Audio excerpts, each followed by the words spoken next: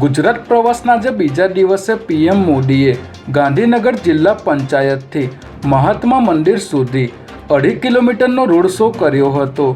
આ રોડ શોમાં પીએમ મોદીની સાથે રાજ્યપાલ આચાર્ય દેવવ્રત, મુખ્યમંત્રી ભૂપેન્દ્ર પટેલ, ગૃહ રાજ્યમંત્રી હર્ષ સંઘવી, કેન્દ્રીય મંત્રી સી.આર. પાટીલ સહિતના નેતાઓ હાજર રહ્યા હતા।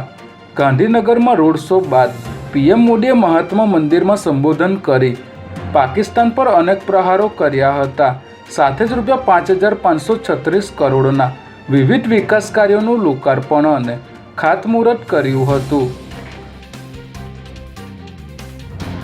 નારોલની વૃંદાવન સોસાયટીમાં ખાળકૂવાની સફાઈ કરવા ઉતરેલા 3 યુવકો મૃત્યુ પામ્યા હોવાની ઘટના સામે આવી છે। જેમાં વૃંદાવન સોસાયટીમાં ભાડુઆત તરીકે રહેતા રામભજન શર્મા સોમવારે બપોરે ખાળકૂવો ભરાઈ ગયો હોવાથી ખાલી કરવા નીચે ઉતર્યા હતા। ત્યારે ઘણો સમય વીતવા છતાં તેઓ બહાર ન આવતા પાડોશી ભૂપેન્દ્રસિંહ રાજપૂત અને ઋષિરાજ વર્મા પણ અંદર ઉતર્યા હતા। જોકે ત્રણેય બહાર ન આવતા ફાયર બ્રિગેડને જાણ કરવામાં આવી હતી। જે બાદ ફાયર બ્રિગેડની ટીમે અહીં પહોંચી ત્રણેયના મૃતદેહને બહાર કાઢ્યા હતા। સમગ્ર મામલે નારોલ પોલીસે અકસ્માતે મોતનો ગુનો નોંધી તપાસ શરૂ કરી છે।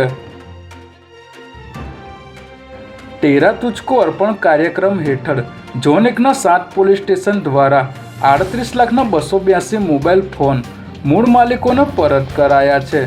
જેમાં અમદાવાદના ઝોન 1ના તાબામાં આવતા સોલા ઘાટલોડિયા, વાડજ નવરંગપુરા, રિવરફ્રન્ટ અને નારણપુરા પોલીસ સ્ટેશનમાંથી ચોરી થયેલા કે ગુમ થયેલા મોબાઈલ ફોન મૂળ માલિકોને પરત આપવા માટેનો કાર્યક્રમ તેરા તુજકો અર્પણ પ્રોજેક્ટ હેઠળ યોજવામાં આવ્યો હતો।